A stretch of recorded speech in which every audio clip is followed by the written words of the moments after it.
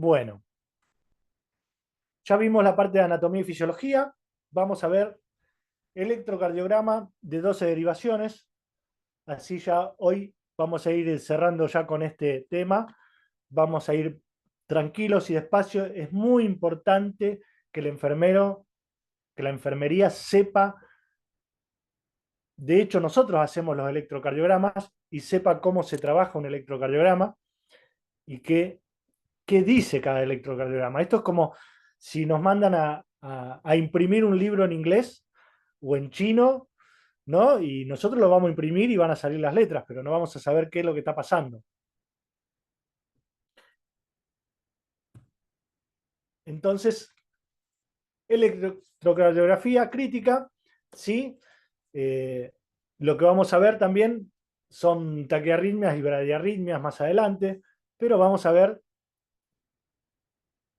cómo se maneja la electrocardiografía y vamos a hacerlo de una forma básica. Que sea básica no quiere decir que sea simple, que sea básica significa que es la primordial, es la primera, ¿sí? Esto es lo mismo que hacer eh, RCP básico. Si no hay un RCP básico, no existe todo lo demás para adelante. O sea, el avanzado nunca va a llegar si no se hace un buen básico. Entonces, cuando hablamos de electrocardiografía básica, es entenderla desde la esencia para llegar a la complejidad de lo que significa un electrocardiograma. Entonces, vamos a hablar, ¿qué es un electrocardiograma? Pregunta básica, ¿no? El electrocardiograma es un registro gráfico de la actividad eléctrica creada y conducida por las fibras cardíacas. Estuvimos hablando de anatomía y vimos que este corazón, en función, lo que nos muestra es que, gracias a una actividad eléctrica, hace la contractividad, eyecta sangre a todo el cuerpo y con esa sangre lo que hace es llevar glóbulos rojos que transportan nutrientes y oxígeno a todo el cuerpo humano. Bien, entonces, cuando nosotros hablamos de un electrocardiograma, lo que vemos que es el registro gráfico, que lo vamos a ver tanto en un monitor como en un electro, en un papel, ¿sí? Que nos está diciendo qué está pasando con ese corazón, qué es lo que está haciendo, cómo está funcionando. Bien, ¿cómo llegamos a esto? Vamos a hablar un poquitito de historia. No sé si lo conocen a Willem Einthoven, ¿sí? Un médico que nació en 1860 en una colonia neerlandesa, ¿sí? Que estaba en la India, circunstancialmente estuvo por ahí, y él quería registrar la actividad eléctrica del corazón, esto de los latidos, todo lo quería registrarlo. Y empezó a armar este galvanómetro, ¿sí? Y en 1924, gracias a este invento, se le da el premio Nobel, sí, tanto de medicina como de fisiología, por el descubrimiento de esto que hoy nosotros utilizamos diariamente para ver a nuestros pacientes y para saber cómo está el corazón. Este hombre tuvo esa gran visión y pudo lograr armar un electrocardiógrafo, sí, que en ese momento no era como los que tenemos ahora, ¿no? Que ya hoy por hoy, la otra vez fui a un congreso y pude ver que había unos que se conectaba eh, todo el sistema de chupete y todo eso, todo en un chip que entraba con un puerto USB o un puerto micro USB que entraba en el teléfono y con una aplicación uno podía ver el electro en el teléfono. Una cosa eh, que no se puede creer. Después hay otros electrocardiogramas hoy por hoy que se saca el electrocardiograma acá y se lo podés mandar vía Zoom o vía mail al médico donde esté para que lo pueda ver en simultáneo como está saliendo el electro que le estamos haciendo al paciente.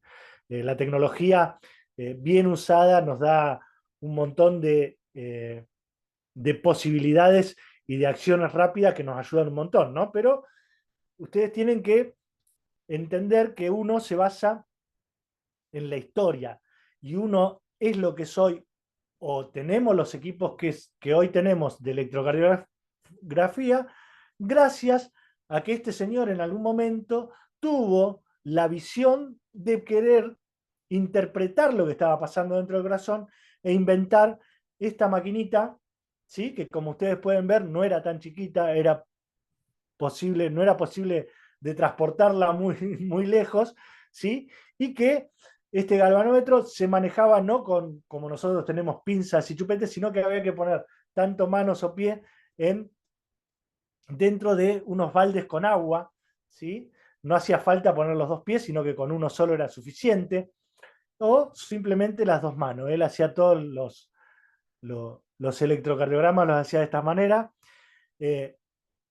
Beethoven falleció el 28 de septiembre de 1927 a los 67 años, pero con una larga historia. Primero lo trataron de que estaba loco en lo que hacía, que no servía, o lo trataban que no le daba mucha bolilla, y después del descubrimiento que hizo pasó a ser uno de los médicos que serán recordados en toda la historia por este gran invento, ¿no? El poder identificar y leer lo que es la electrocardiografía hoy por hoy, es gracias a... Nos vemos. Hola, ¿hay un micrófono abierto ahí? Ahí está. Bien, como le decía, Beethoven también va a tener, con este descubrimiento que hizo, vamos a ver el triángulo de Beethoven, pero lo vamos a ver más adelante. ¿Sí? El triángulo de Beethoven, como ven acá, tiene que ver con qué es lo que lee el electrocardiógrafo. Él lo que hacía era, como vieron en la máquina, era ver los dos brazos poniendo uno como una, un sistema hexagonal de lectura del corazón en ese triángulo, y leyendo de positivo a negativo lo que va haciendo, y va identificando a cada una, ¿no? Cada una de las visiones que tenemos. El famoso triángulo de Beethoven habla de cómo nosotros vemos al corazón o lo identificamos, qué le está pasando con las señales que nos da con esas líneas que vamos a tratar de identificar a continuación. Bien. Este registro se realiza colocando unos electrodos externos sobre la piel, ¿sí? Unidos a un electrocardiógrafo que, como vimos en primera instancia, era muy grandote. Hoy tenemos este tipo de electrocardiógrafos que son más chiquitos, ¿sí? Que constan de un galvanómetro, ¿sí? Que es el encargado de detectar la corriente eléctrica y amplificarlo. Y en este sistema lo pasa a una inscripción donde nosotros después damos lectura de lo que está pasando. Para colocar a esto necesitamos que el paciente esté en forma horizontal. Muchas veces pacientes cardiológicos no aguantan el decúbito, así que también se puede hacer un electrocardiograma en posición de sentado, ¿sí? Pero teniendo en cuenta que está en esa posición y que puede tener alguna variabilidad de la lectura, tiene que tener esa variabilidad de que está sentado y tiene que ser identificado como que fue sentado este paciente. Pero para que tengan en cuenta, ¿sí? Eh, hay que colocar electrodos, ¿sí? Que van sobre el pecho y sobre los 4 miembros. Muy bien. Hablamos de ciclo cardíaco hoy, y esto depende de dos procesos, ¿no? Hablábamos de que teníamos sístole y diástole hoy. Y ahora lo que vamos a hablar es de despolarización y repolarización. Entonces, nosotros lo que tenemos es que tras la despolarización, el miocardio se contrae, ¿sí? Produciendo una sístole cardíaca. O sea que cuando hay un disparo eléctrico, se produce una despolarización de la célula.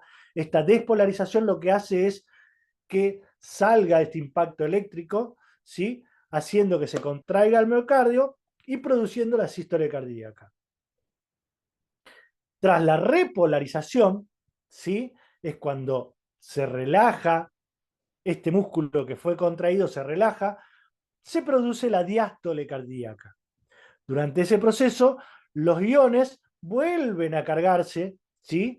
De positividad y negatividad, que van desplazándose de un sentido a otro a través de la membrana de las células miocárdicas, ¿sí? Creando un flujo de corriente eléctrica que es el potencial eléctrico que hace que se contraiga y se relaje el músculo cardíaco.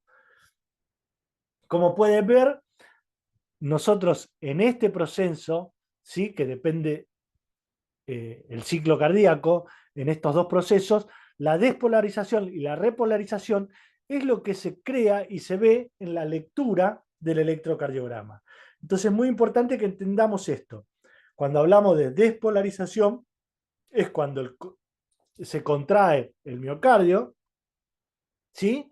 Y cuando hablamos de repolarización, es cuando se relaja el miocardio. Bien, sigamos. Entonces, decíamos que las células cardíacas, lo vimos también temprano, pero vamos a repasarlo porque es muy importante para la lectura del electrocardiograma. ¿Sí? Las células cardíacas poseen las siguientes propiedades. Poseen un automatismo, ¿sí? Lo hablamos, que tiene que ver con qué el automatismo. Con la propiedad de algunas células cardíacas de formar estímulos capaces de propagarse. Tiene automatismo en esto. O sea, el sistema nervioso central manda una señal de que hace falta tal cosa, pero las células cardíacas que tienen el automatismo de formar eso que le está pidiendo el sistema nervioso central, que pueden hacerlo más rápido o más lento dependiendo de lo que necesiten el sistema nervioso central. Tiene también una propiedad de excitabilidad, propiedad de todas las células cardíacas de responder a un estímulo efectivo, ¿sí? Esta excitabilidad se da más que en el músculo, ¿sí? Tienen la posibilidad de las células cardíacas de responder a este estímulo.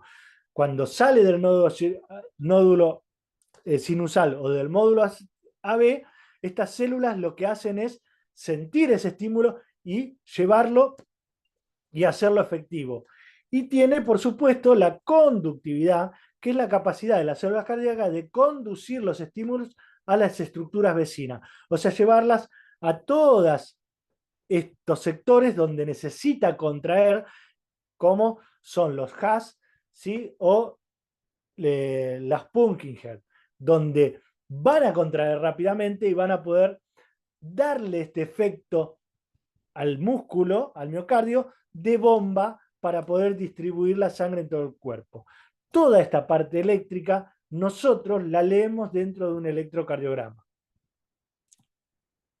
Bien, para que estos fenómenos se puedan producir, es necesario que se genere un impulso y que éste sea transmitido a todo el miocardio, ¿sí?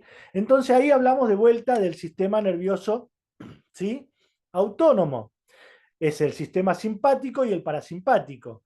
Y este es el responsable de la creación del impulso nervioso, ¿sí? Nosotros ahí vamos a ver velocidad, intensidad, vamos a ver todo. Y todo está por este sistema autónomo, que es nada menos que el sistema nervioso central simpático y el parasimpático. Vamos a ver cómo funciona esto. Como dijimos antes, tenemos el nodo sinusal, que es el marcapaso fisiológico, es el que inicia el paso de eléctrico hacia todo lo demás, que va a ser todo un proceso de sistema eléctrico y de transporte eléctrico a todo el miocardio bajo las diferentes fibras, ¿sí? Como en este caso tenemos los haces internodales, que van a ser las fibras nerviosas que van a favorecer la despolarización de las aurículas, ¿sí? Van a hacer que se contraigan las aurículas, van a hacer que eyecte la sangre de las aurículas hacia los ventrículos. Una vez que tenemos esto, tenemos que una de estas fibras van a llegar del lado derecho al nódulo aurículo-ventricular. ¿Qué hace el nódulo aurículo-ventricular?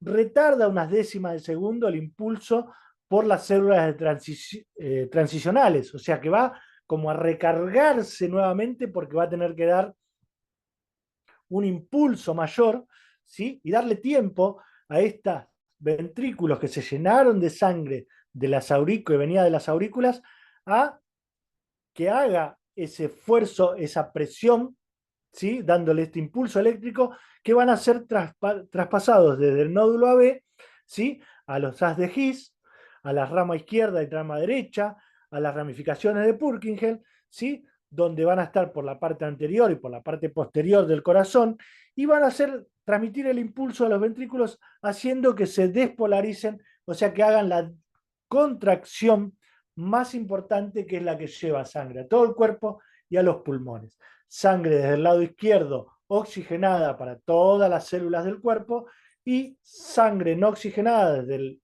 ventrículo derecho hacia los pulmones para que vuelvan oxigenadas a las aurículas. Este proceso es simultáneo, tanto las dos aurículas van a tener esta contracción y pasar sangre a los ventrículos, y los ventrículos se van a contraer y van a pasar la sangre en simultáneo, tanto a los pulmones como al cuerpo, todo en simultáneo. O sea que el sistema de bomba va a ser simultáneo y está todo manejado por esta parte eléctrica que empieza en el nodo sinusal y termina en las ramificaciones de Pünktlinger. Esto tiene una lectura, ¿sí? Y nosotros tenemos para verla. Fíjense, cuando hablamos del nodo sinusal, ¿sí? El nodo sinusal que hace una activación auricular, ¿sí? Larga esa primera descarga y produce la activación auricular. Cuando se produce la activación auricular, nosotros vamos a identificar la onda P, ¿sí? La onda P. ¿Por qué se llama onda P? ¿Alguno sabe por qué tiene el llamado la onda P? ¿Sí? Porque es la primera onda que se va a seguir adelante. O sea, la primera onda que va a identificarse dentro del electro. ¿Está? Onda P. Esto genera el impulso y hace la activación auricular. Una vez que se produce esto, empieza un estado de relajación, ¿sí?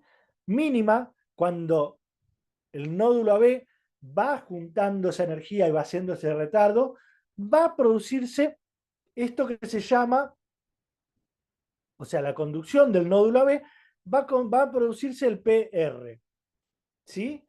La transición entre P y R. Eso es lo que nosotros vamos a ver cuando veamos un electro y veamos el PR. Vamos a ver qué es es el funcionamiento del nódulo sinusal, del nódulo aurículo ventricular, perdón. Bien. Luego, en la activación ventricular que viene posterior a la descarga del nódulo AB, nos vamos a encontrar con la activación ventricular, o sea, con la despolarización del ventrículo, donde vamos a identificar el QRS. ¿Sí? Cuando se despolariza el ventrículo, nosotros vamos a ver el QRS. O sea que siempre que hablemos de QRS, vamos a estar hablando de ventrículo. Y siempre que hablemos de onda P, vamos a hablar de la aurícula. ¿Está claro eso? Entonces, onda P, aurícula, QRS, ventrículo. Lo que está en intermedio son los procesos que tienen para llegar de una despolarización de la aurícula a la despolarización del ventrículo. Entonces, onda P, PRQ, ¿sí? PR, QRS. Luego, en la repolarización ventricular, es cuando el ventrículo empieza a abrirse, vamos a encontrar el intervalo ST y la onda T. La onda T es cuando se empieza a repolarizar el ventrículo. ¿Está? Con esto lo que vamos a hacer es tener ya la previa lectura de lo que el electro nos quiere mostrar. Nosotros sabemos que un corazón que está funcionando bien tiene que tener onda P, tiene que tener un QRS y tiene que tener una onda T. ¿Está? Hasta ahí vamos llevando cómo se va generando esto y cómo vamos teniendo visión en una línea de lo que está pasando en el corazón. Perfecto. Entonces, vamos a ver un poquitito más esto, porque es importante que esto nos quede grabado, ¿no? ¿Qué es cada sector? La onda P, activación de la aurícula. ¿Bien? Siempre que tiene onda P, lo que nos está diciendo es que el nodo sinusal está funcionando y que la aurícula se tiene se despolariza. ¿Bien? O sea, que saca esa energía. Esa energía que saca el nódulo sinusal se ve reflejada en la contracción de la aurícula. Vamos hasta ahí. Intervalo PR, desde el inicio de la onda P, ¿sí? Hasta el inicio del complejo QRS, se llama intervalo PR. Bien, ese es el espacio donde el nódulo aurículo-ventricular está apoderándose de toda la energía que mandó el nódulo sinusal para después mandarla al ventrículo. Perdón. Después tenemos el QRS, ¿sí? El QRS es la primera deflexión hacia abajo, ¿sí? Que se llama Q, la primera deflexión hacia arriba, que se llama R, y la segunda deflexión hacia abajo, que se llama S. En ese, en ese transcurso de 3 letras que vemos acá, lo que encontramos es la despolarización del ventrículo. Por eso es que se ve en esa forma triangular, porque la despolarización del ventrículo es mucho más fuerte. Imagínense que hace que salgan de los ventrículos, sale la sangre que recorre no solamente a los pulmones, sino que a todo el cuerpo, y tiene que tener fuerza y rapidez. Por eso se ve en esa forma que parece como un triángulo derecho, tipo línea. Lo que hace es contrae fuertemente y produce esta señal eléctrica que nosotros registramos en un electro. Bien, seguimos. Después tenemos la onda T, que es la repolarización, ¿sí? La repolarización del ventrículo. Cuando nosotros hablamos de onda T, tenemos la repolarización del ventrículo. Tenemos segmentos también, ¿sí? Tenemos un segmento ST, que es la línea curva entre el final del QRS y el pico de la onda T. ¿Para qué nos sirve medir esto? Nos sirve para saber cómo está repolarizando el ventrículo, nada más que eso. Y también tenemos onda U, que es la recuperación de la aurícula, que también se produce actividad eléctrica y aparece después de la onda T, pero no siempre es visible. ¿Qué significa esto? La aurícula también tiene una recuperación auricular, ¿no? Que casi nunca la vemos, porque esta onda U casi siempre está dentro de también la onda T. ¿Está? Como que se hacen en conjunto. Y como el ventrículo, esa recuperación del ventrículo es mucho más grande y mucho más fuerte que la recuperación de la aurícula, mayormente están encimadas y la onda U queda tapada por la onda T. Por eso no la vemos. Pero si la vemos, nosotros podemos identificarla, lo vamos a saber y entendamos que la onda U no trae ningún tipo de complicación ni nada, que simplemente es esta actividad auricular de recuperación. Muy bien. Vamos entrando entonces en lo que es, ya vimos cómo se escribe, ahora vamos a ver cómo hacemos, ¿sí? Cómo queda registrado, cómo se imprime, digamos, lo vimos recién. ¿Qué parte del corazón imprime tal cosa e imprime tal otra? Ahora vamos a ver cómo hacemos para leerlo esto, ¿no? Y para leerlo lo que vamos a necesitar es ir identificando, ¿no? Cómo se va trabajando para llegar a esto. Primero que tenemos que colocar los electrodos. Habíamos hablado de los electrodos. Pero como podemos ver ahí, antes, hoy por hoy, vienen identificados, a veces vienen identificados y dicen el lugar donde va, como en inglés, pero antes lo que hacíamos nosotros era por color. Teníamos para colocar cada uno de los electrodos en el brazo derecho era el rojo, en el brazo izquierdo era el amarillo, en la pierna derecha era el negro y en la pierna izquierda era el verde. ¿Sí? Si ustedes tienen todavía ese tipo de electros, acuérdense que brazo derecho se ponía la pinza roja, brazo izquierdo se ponía la pinza amarilla, en pierna derecha se ponía la, la pinza negra y en pierna izquierda se ponía la pinza verde. Había nomotecnias para hacer esto, para no perderse ni nada, pero se ponían así. Hoy lo que tenemos que identificar es que los equipos nuevos traen en inglés o en castellano, traen cómo se coloca cada uno de los lugares que tienen que colocar y todo, así que busquen, lean e identifiquen sus artefactos. Yo lo que les doy esto para que ustedes sepan. Beatriz, tenés el micrófono abierto. Ahí está. Bien. Bueno, vamos a ver el tema de las derivaciones en plano frontal. ¿Sí? ¿Qué serían las derivaciones en plano frontal? Son las derivaciones que nosotros podemos llegar a ver que se van a mostrar de una forma frontal y nos van a decir en el electro qué es lo que está pasando desde ese lado. Tenemos las derivaciones de plano frontal son las que se dan de un brazo al otro y a los pies, ¿sí? Para que se entienda. Y tenemos las bipolares, ¿sí? Que están formadas por un par de electrodos negativos y positivos. Y las derivaciones, cuando nosotros vamos a ver en el electro la salida, va a ser derivación 1, derivación 2, derivación 3. ¿Sí? O las vamos a ver como D1, D2 y D3. Vamos a hablar de cada una. La derivación 1, ¿sí? Vamos a tener el brazo derecho como negativo, ¿sí? Y el brazo izquierdo como positivo.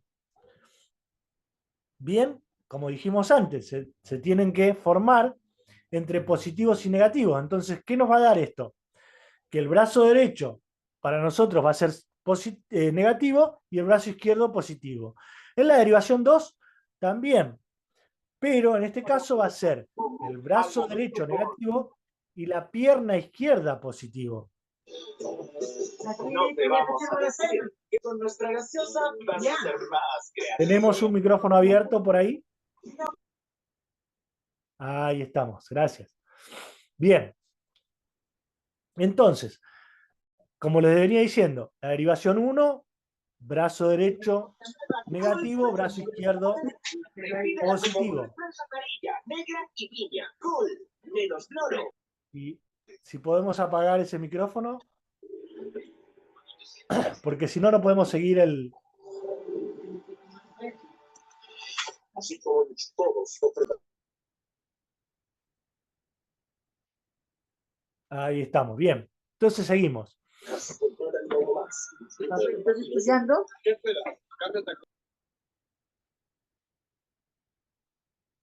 Claro, el tema es ese, que se distraen y yo no quiero seguir porque no quiero que pierdan los que quieren el hilo si tienen el micrófono abierto. Si alguien puede apagarlos, se lo agradezco. Bien, volvamos acá. Estábamos hablando de las derivaciones bipolares, ¿sí? Estas están formadas por electrodos positivos y negativos, dijimos. Bien. Esto tiene que ver con cómo miramos el corazón, ¿sí? Cómo se ve en el electrocorazón. Fíjense que las derivaciones frontales, ¿sí? Tienen que ver con la negatividad y la positividad de cada uno de estos electrodos que nosotros ponemos para verlo. En este caso, la derivación 1, cuando vemos D1, vamos a tener que entender que el brazo derecho es negativo y el brazo izquierdo es positivo. En este caso, quedaría el pie izquierdo, ¿sí? Quedaría como neutro, ¿sí? No va a tener señal. Entonces vamos a ver el corazón desde el lado izquierdo hacia el derecho en D1. ¿Bien? Del lado izquierdo hacia el derecho. En la derivación 2 tenemos que el brazo derecho es negativo, pero la pierna izquierda es positiva. Entonces lo vamos a ver desde el lado derecho hacia la parte inferior izquierda. ¿Sí? Esta visión mayormente es la que mejor nitidez va a dar de visión, ¿sí? Cuando ustedes van a ver que les van a pedir que le hagan un D2 largo, un D2 largo, porque es el que mejor visión le va a dar de cómo está funcionando el corazón o si están para leer tanto la rapidez como si hay algún tipo de infarto o variación, le van a hacer un dedo largo. O sea que la que mira desde el brazo derecho hacia la pierna izquierda, ¿sí? Es la mejor visión que vamos a tener del corazón. Lo va a ver de ahí hacia el otro lado. ¿Se entiende cómo es esto? En la primera lo que vemos es brazo derecho, brazo izquierdo. Lo vamos a ver de una forma horizontal hacia abajo. O sea, por esto del triángulo, ustedes fíjense, como ven acá, miren, a ver si puedo ponerle el puntero acá. No sé si ven ahí. Si ustedes miran que desde el brazo, ¿sí?, izquierdo va hacia el derecho, lo que hace es una visión de esto para abajo en triángulo. ¿Sí? El D1. El D2, que tiene desde el brazo derecho a la pierna izquierda, lo que va a hacer es una visión hacia este ángulo. ¿Sí? Va a ver todo esto desde este lado. Fíjense que este lugar es mucho más amplio que este, ¿sí?, para verlo al corazón. Y al ser del lado del brazo derecho hacia el izquierdo, lo que nos está dando es una visión que, como ustedes veían, la anatomía del corazón, mucho más amplia porque el corazón va a estar en esta posición. ¿Sí? El corazón está en una posición tirada hacia la izquierda, entonces lo va a mirar todo por la parte baja y la parte de la punta y la parte del costado de arriba. Bien, por eso se pide la derivación 2 larga, porque es la que mejor visión tiene. Y después tenemos la derivación 3, que va desde el brazo izquierdo, ¿sí?, a la pierna derecha, a la pierna izquierda, perdón,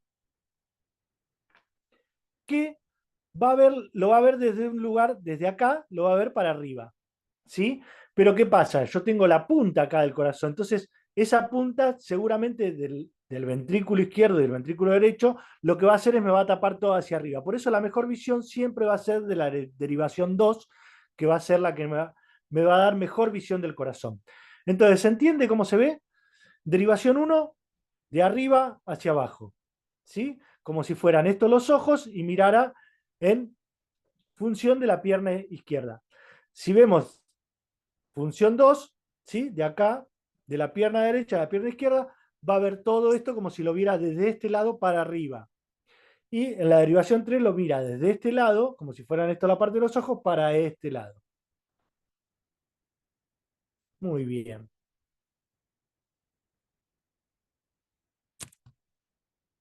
Entonces acá vimos las derivaciones. Ahí estamos. Ahí está. Ahora vamos a ver las otras derivaciones del plano frontal, que son las monopolares, ¿sí? Y tienen que ver, son monopolares de extremidades. Se obtiene utilizando el electrodo positivo como explorador, o sea, vamos a tener una visión más directa hacia el corazón, más cercana, más de cerca, ¿sí? Y siempre van a estar mirando los polos opuestos formados por los otros dos electrodos, o sea, que va a tener una visión como centrándola y llevándola para el otro lado. Entonces, como vemos, tenemos ABR, que va a ser la vista desde el brazo derecho, se llama, ¿sí?, vista del brazo derecho, o sea, brazo derecho en inglés, ray, ¿sí? Entonces, desde el brazo derecho lo que voy a mirar es al corazón, lo miro así, pero en una función de ida y vuelta para acá, ¿sí? Lo voy a mirar desde este lado, pero voy a mirarlo tanto para un lado como para el otro, al corazón, ¿sí? ABR, que va a ser positivo el brazo derecho. Los otros dos los va a tomar como negativos. ABL, brazo izquierdo, ¿sí? Brazo izquierdo también hace una mirada céntrica, llevada hacia un lado y hacia el otro, para poder ver el corazón desde este lado, del lado izquierdo. Y ABF lo va a ver desde la pierna izquierda hacia arriba, tanto hacia el brazo derecho o el brazo izquierdo. Va a centrar en el corazón y va a mirarlo de ese lado. Esto es una mirada más cerca, más cercana al corazón, no tan... la bipolar lo que hace es, lo ve en una forma lineal y esto lo ve en una forma centralizada. ¿Está? Como ven acá, lo ve en una forma centralizada. Entonces lo que va a ir leyendo es centralizado y por eso vamos a ver en esas líneas que también vamos a encontrar que algunas pueden ser positivas y negativas, pero eso lo vamos a ver más adelante. Bien, seguimos mostrando cómo vamos viendo el corazón y por qué se emplea en esto. Pero hasta ahora vimos las frontales, ¿sí?, las derivaciones frontales. Ahora vamos a mirar las derivaciones de plano horizontal. Estas se emplean habitualmente y son 6 derivaciones. Como vimos, teníamos 6 en las frontales y ahora vamos a tener 6 en las horizontales. Todas estas derivaciones son monopolares, igual que las 3 últimas, ¿sí? Y se utiliza un electrodo positivo como explorador, ¿sí? Aplicado en distintos sitios de la superficie del tórax. Estos sitios tienen que ser específicos para poder visibilizar el corazón en una forma tridimensional. Fíjense que lo van a ver desde el lado derecho hacia el lado izquierdo y vamos a tener visión directa de cómo está el corazón en 3 dimensiones. Bien, vamos a ver en qué lugar va cada derivación. Cuando hablamos de derivaciones hablamos de la primera, ¿sí? Que va en el plano horizontal, que es la B1, ¿sí? Que va a ir en el cuarto espacio intercostal derecho junto al esternón. Esto es importante que nosotros tengamos en cuenta cuáles son los espacios intercostales. Los espacios intercostales es lo que está entre cada costilla. Vamos a tener que ir contando desde la clavícula para abajo, ¿sí? Nos vamos a encontrar con el primer espacio, segundo espacio, tercer espacio, cuarto espacio. Como vamos a ver, no es tan abajo. Muchas veces confundimos espacios intercostales o lo queremos poner a ojo, y ojo que no todo el mundo tiene la misma posicionamiento en lo que es el tórax. Tenemos pacientes que tienen tórax rígidos, tórax grandes, personas obesas o personas muy flacas, que tenemos que identificar claramente cuál es el cuarto espacio intercostal y ponerlo ahí para tener una lectura clara de cómo se pone, cómo está ese corazón. Entonces, volvamos acá. Cuarto espacio intercostal derecho junto al esternón va la primera derivación. Segunda derivación va en el cuarto espacio intercostal izquierdo junto al esternón. Fíjense que uno va del lado derecho del esternón y otro va del lado izquierdo, ¿sí? Estas dos posiciones son importantes tenerlas bien claras porque van a dar una visión muy importante del corazón. Tenemos B3, ¿sí? Que va entre B2 y B4. Entonces, antes de poner B3, lo que tenemos que hacer es buscar dónde es el espacio donde va B4. El espacio donde va B4 es el quinto espacio intercostal izquierdo, ¿sí? Pero línea media clavicular.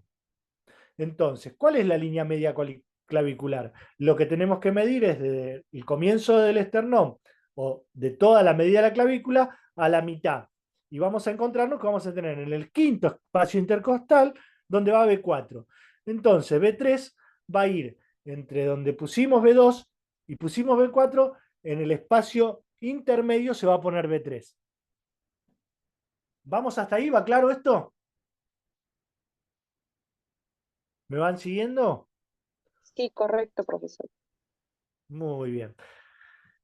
Es muy importante cómo vamos poniendo esto, porque parece una cosa que muchas veces se lo toma como algo sencillo, van, lo colocan en cualquier lugar y lamentablemente ese colocar en cualquier lugar muchas veces dejan en evidencia malos electros o electros que no definieron lo que tenía el paciente y hay que volver a hacerlos, y si hay que volver a hacerlos es pérdida de tiempo, y acuérdense que el tiempo en las terapias intensivas es deuda, ¿sí? Deuda de oxígeno, deuda de músculo, deuda de electrolitos que tiene que pagar el paciente con más tiempo todavía dentro de las unidades, y el mayor cantidad de tiempo que tiene la unidad más peligra el poder tener algunas infecciones intrahospitalarias o tener algún manejo intrahospitalario que lo puede llevar a complicaciones mayores. Nosotros lo que tenemos que lograr es tener un diagnóstico o efectuar que el médico tenga todas las herramientas para que dé un diagnóstico específico y claro para poder solucionar ese problema que tiene y que se vaya lo antes posible del área crítica, o sea, que se recupere lo antes posible para irse a un área de menor complejidad donde va a estar no solamente acompañado por su familia, que también ayuda mucho, sino que va a tener mucho menos complicaciones de infecciones que pueden ser relacionadas con el estadio en lugares críticos que sabemos todos tienen muchas más posibilidades de tener afecciones que estén relacionadas más al lugar que a lo que puede tener el paciente. Bien, seguimos con esto. Vamos con B5. Ya pusimos B1, ¿sí? B2, B4, B3, ¿sí? Y ahora vamos a B5. B5 va en el quinto espacio intercostal, o sea que va en el mismo espacio intercostal que B4, izquierdo, ¿sí? Pero sobre la línea media, la línea axilar anterior, ¿sí? Sobre la línea axilar anterior. O sea, cuando nosotros vemos de la axila, bajamos directamente hacia el quinto espacio intercostal, va a estar al lado casi de la 4, de B4. ¿Está? Y tenemos como última B6, la última derivación, en esta secuencia de 12 derivaciones del electro, ¿sí? Que va a estar en el quinto espacio intercostal izquierdo, línea axilar media, o sea, vamos ya a la parte media de la axila, que sería bien al costado, y donde va a estar ese B6, nos vamos a dar cuenta que está bien puesto porque va a estar un poquito más arriba de la 5 o a la altura entre la 4 y la 5. ¿Por qué? Porque la línea media intercostal axilar en este espacio es como que sube hacia atrás.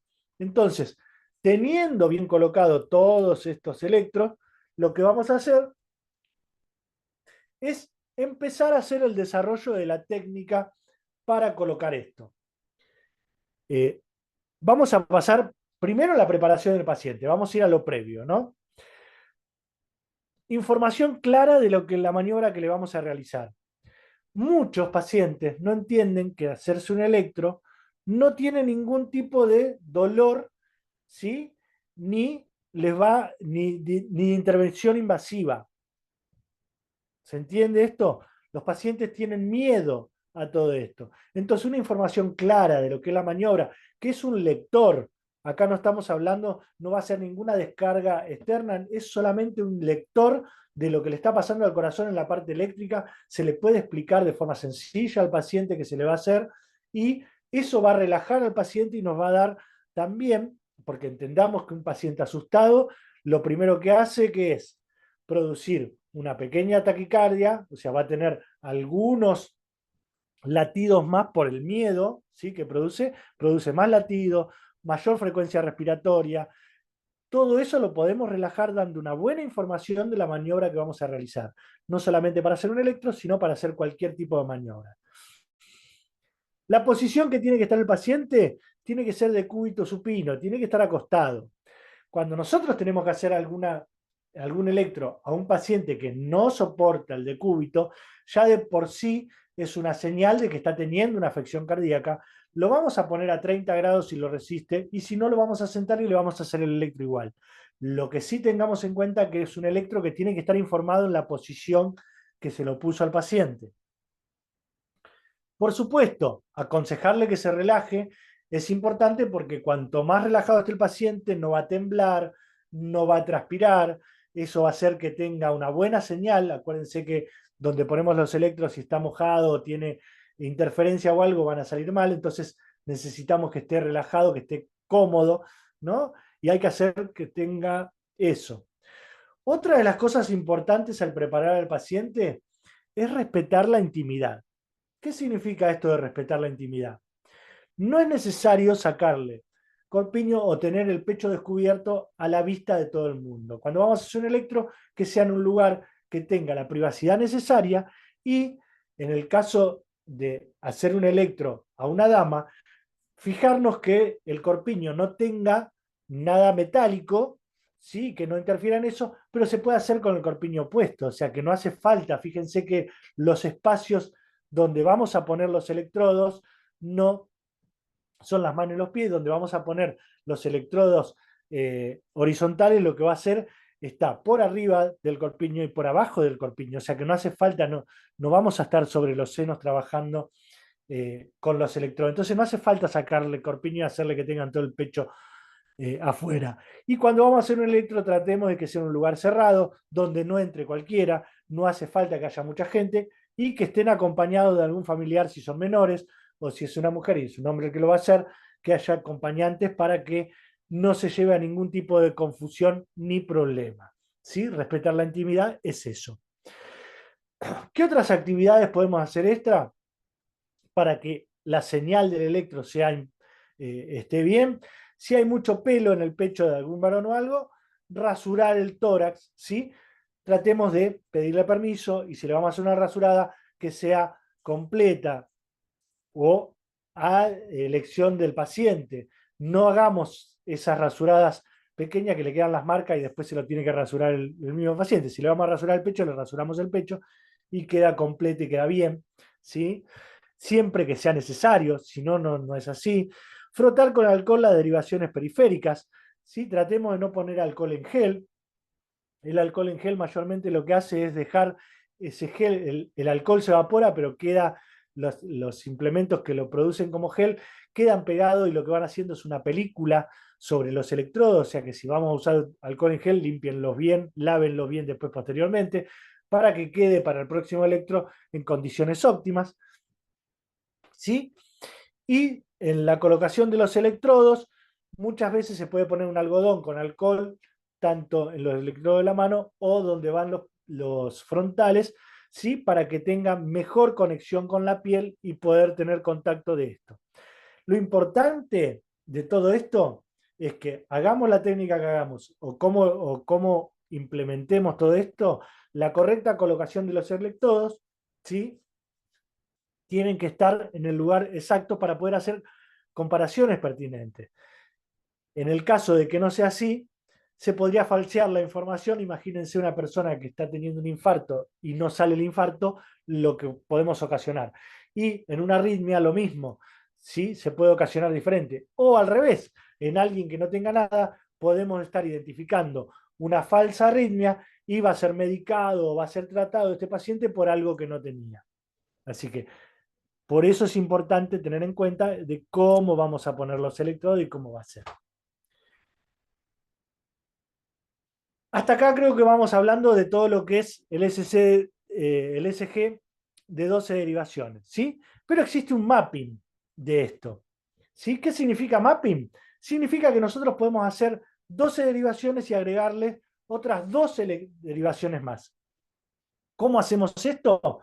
Sí, para ver el corazón en toda su perspectiva. Y esto no lo vamos a hacer siempre. Se va a hacer cuando se le encuentre alguna afección mínima o se vea algún detalle de algo que está pasando, pero que no sea resolutivo. Entonces vamos a querer ver el corazón en otras posiciones también.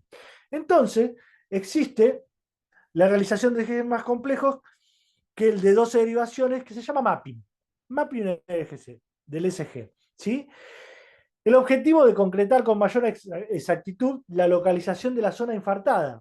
O sea, nosotros vemos que puede haber un infarto en algún lugar, pero queremos ver exactamente dónde está. Si está en la cara inferior, ¿se acuerdan que vimos que tenemos visiones de diferentes lugares? Bueno, queremos ver si está de la cara inferior, si está en el ventrículo izquierdo o ventrículo derecho, si es posterior o es anterior el infarto. Podemos hacer esto del mapping. El procedimiento consiste en realizar el de 12 derivaciones, ¿sí?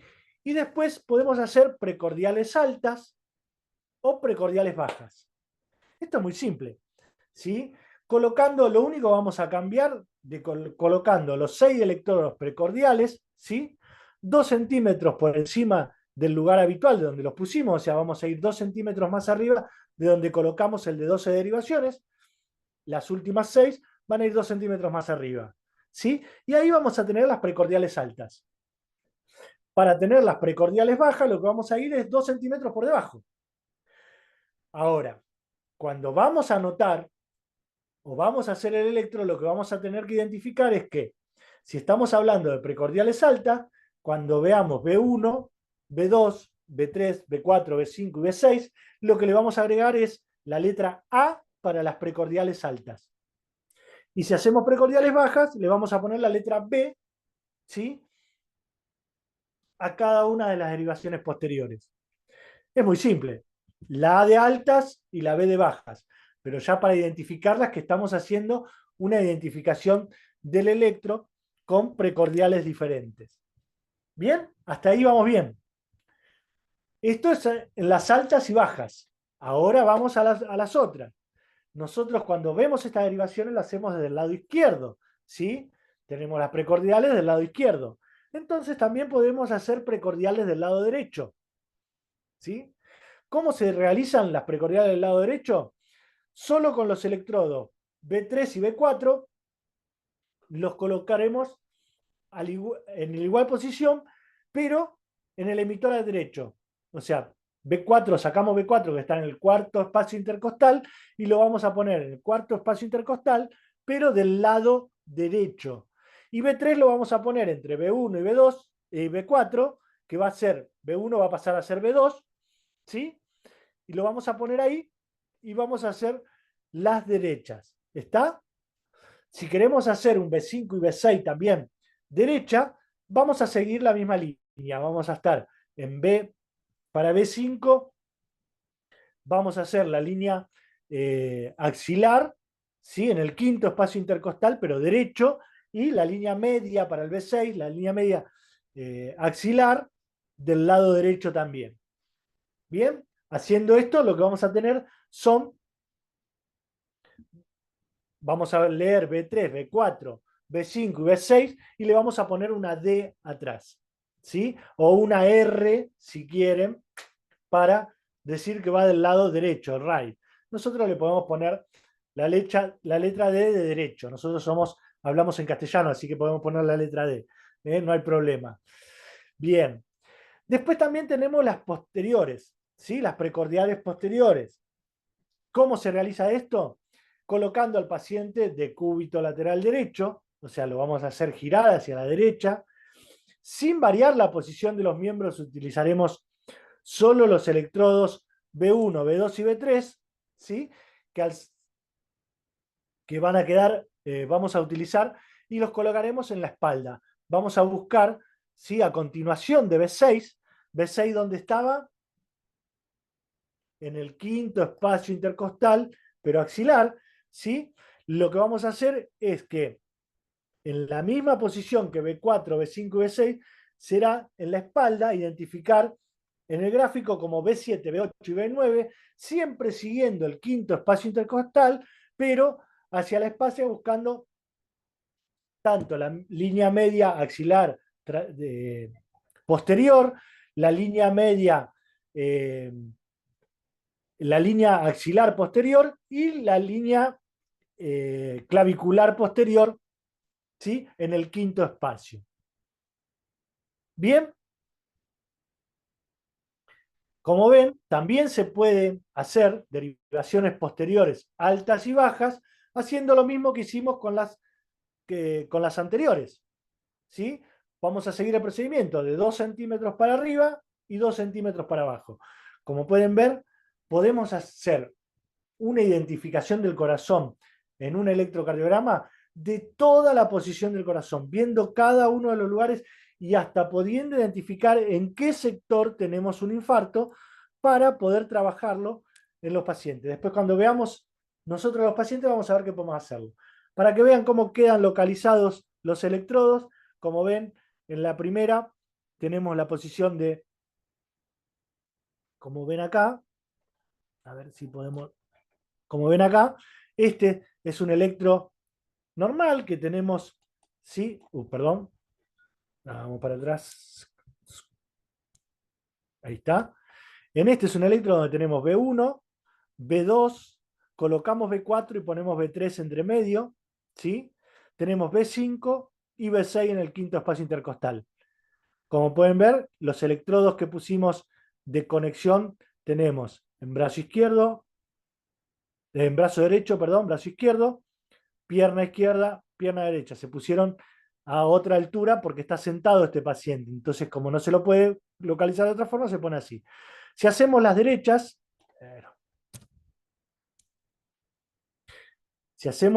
tenemos acá, ¿sí? Esta quedó como B2, queda como B1, ¿sí? Se pasa a B2 del lado derecho, B4 se pone en el cuarto espacio intercostal, B3 entre medio de las dos, y acá tenemos B5 y B6, ¿sí? Pero derechas. Y acá, como pueden ver, esta es B6, ¿sí? Acá tenemos B8, B7, B8 y B9. Si queremos hacerlas altas, van a estar 2 centímetros por arriba, ¿sí? Si queremos hacer las altas derechas, van a ser 2 centímetros por arriba. Si queremos hacer las altas posteriores, 2 centímetros por arriba. Si queremos hacer las bajas, van a estar 2 centímetros por abajo, 2 centímetros por abajo y 2 centímetros por abajo. Eso nos da una identificación, porque imagínense que es útil el diagnóstico por electrocardiograma para identificar arritmias cardíacas, arritmias supraventriculares, arritmias de la unión o nodales, ventriculares, ¿sí? Vamos a identificar bloqueos cardíacos, vamos a identificar cardiopatías isquémicas, pericarditis, síndrome de preexcitación, o sea, el Wall-Parkinson-White, ¿sí? O que lo van a ver muchas veces como WPW, van a tener alteraciones eléctricas, ¿sí? Donde vamos a poder identificar si hay hiper o hipokalemias, ¿sí? Hiper o hipopotasemias, hipertrofias, sobrecargas cardíacas. También es útil para el seguimiento de diferentes tratamientos, como pacientes con marcapasos, antiarrítmicos, ¿sí? El electrocardiograma nos está explicando cómo está ese corazón en todos los procedimientos que pasen o todas las afecciones que tengan. Entonces es importante que nosotros podamos reconocer, podamos llevar adelante un mapeo con todo esto. Y fíjense que no es invasivo, no es agresivo, donde el paciente no va a ser tampoco puesto a tener, tener rayos X o tener la complicación de entrar a un tomógrafo o de entrar a una resonancia donde podemos hacer...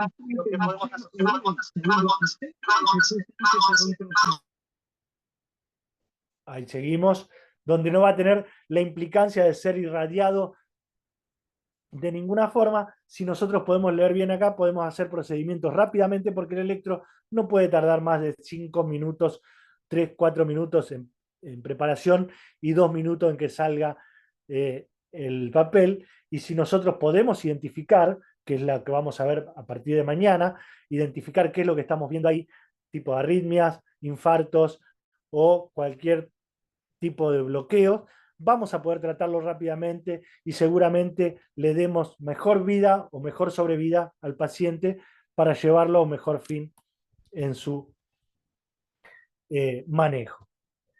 Estamos hablando de electrocardiograma. Si hablamos de electrocardiograma, lo que vamos a ver es que esto se imprime en un papel.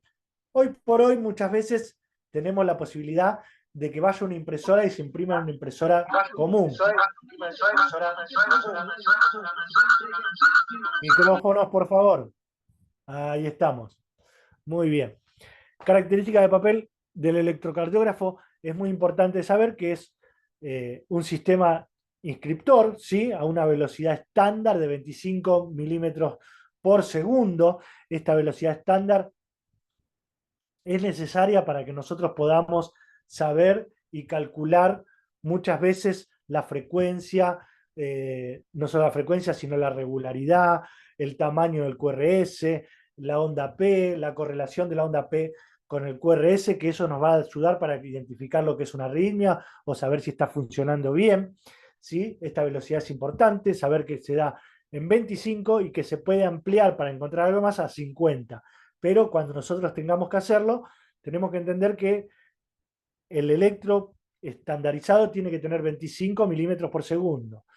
Los cuadrados grandes tienen 5 milímetros de lado y cada uno contiene pequeños cuadrados de 1 milímetro de lado. Por tanto, a una velocidad del papel de 25 milímetros por segundo, cada cuadrado grande representa 0,20 segundos. Esto ténganlo en cuenta porque mañana cuando veamos arritmias van a ver qué tan importante es saber esto de los milisegundos para poder identificar si hay una afección o no. Cada cuadrado pequeño contiene 0,04 segundos, ¿sí?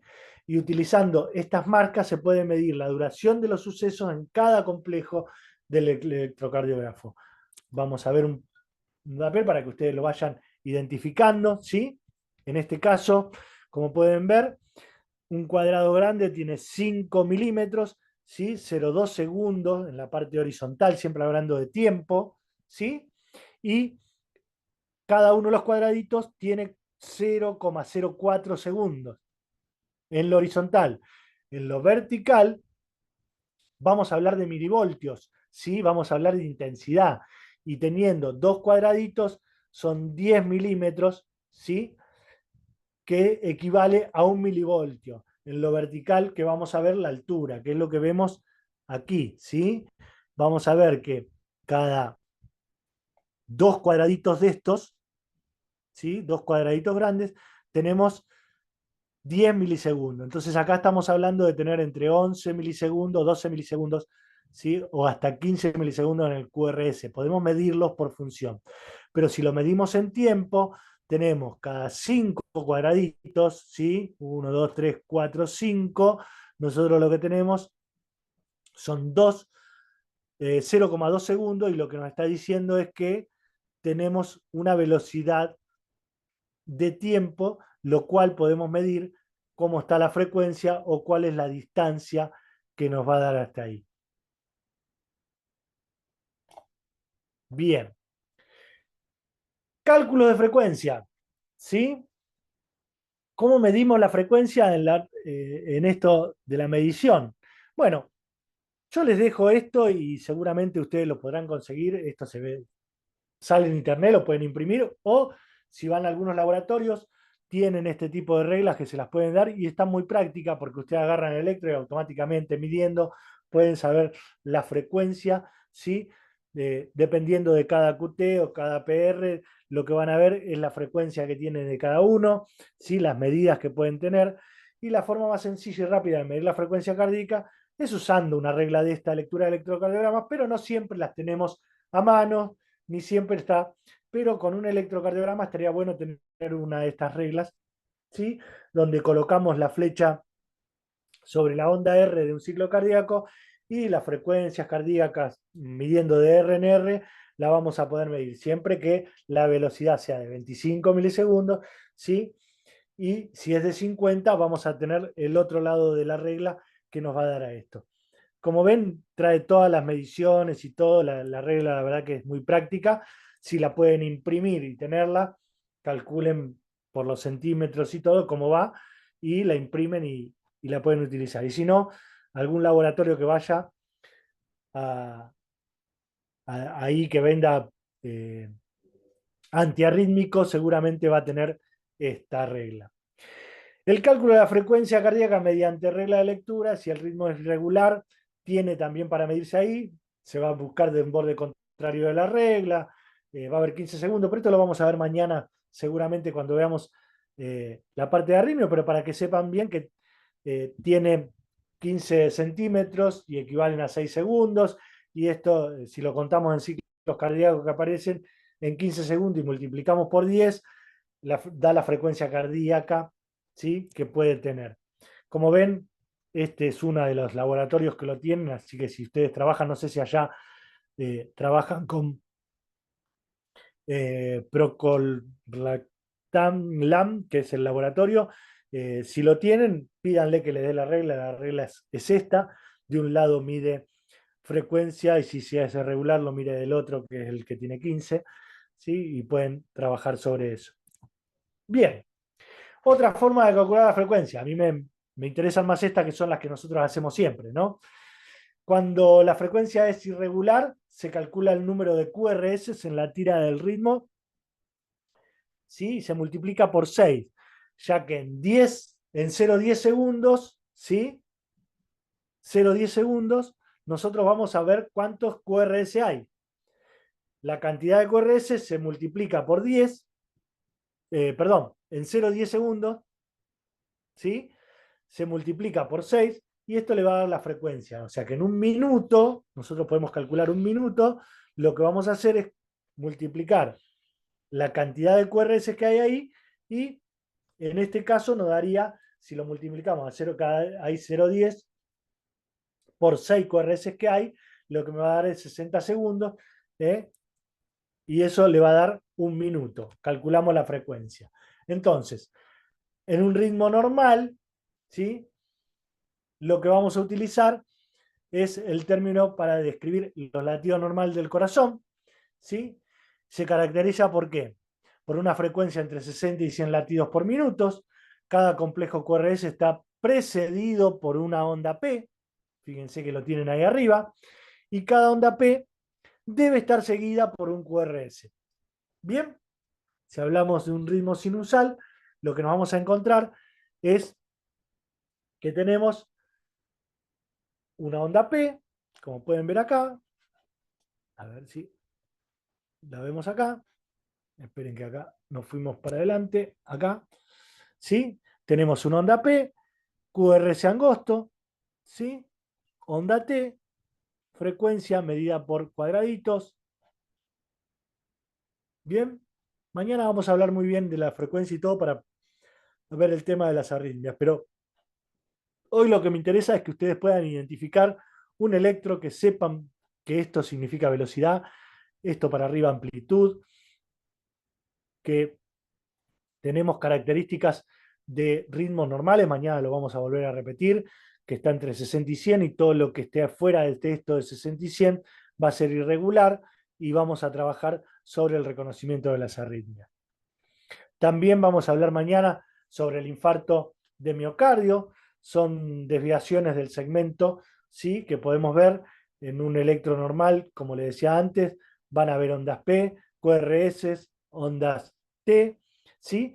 Pero acá lo que vamos a ver es el segmento ST, vieron que les hablaba, va a tener un desnivel. Nosotros tenemos una línea media aquí y vamos a ver un desnivel tanto para abajo como para arriba, ¿sí?, con elevación o con desviación del ST, o sin desviación del ST. Lo vamos a ver mañana también cuando veamos todo lo que es infarto.